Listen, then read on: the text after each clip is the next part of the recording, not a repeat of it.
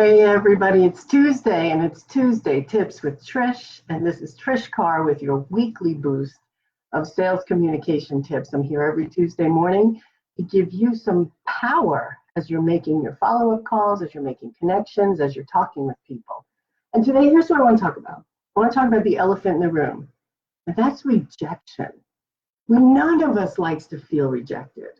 However, when someone says no to you, they're actually saying no to your products and services. It feels like they're saying no to you.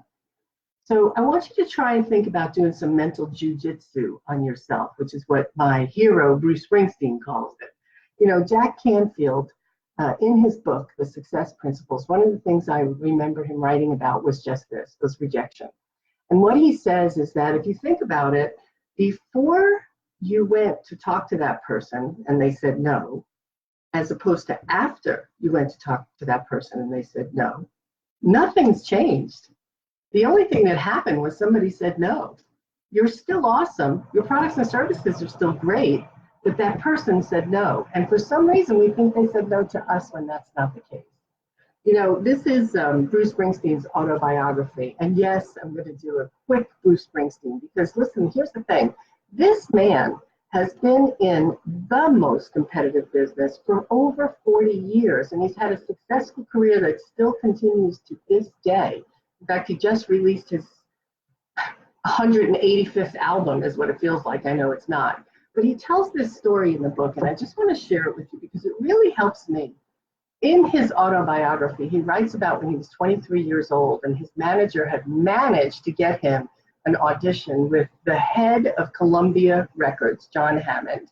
Now, Columbia Records at the time was the holy grail. If you could get a record contract with Columbia Records, you were golden. And John Hammond was the Elon Musk, the Steve Jobs of Columbia Records. So here he is, heading up the elevator with his borrowed guitar to stand in front of John Hammond and sing his songs, and this was going to make or break his career. Think there was a little bit of pressure? Think he was thinking about how he was going to be rejected or not? So in the book, let me tell you what he says, because I love this. He says that I performed a little mental jujitsu on myself as I went up in the elevator. He said, I thought, I've got nothing to lose. I can only gain should this work out.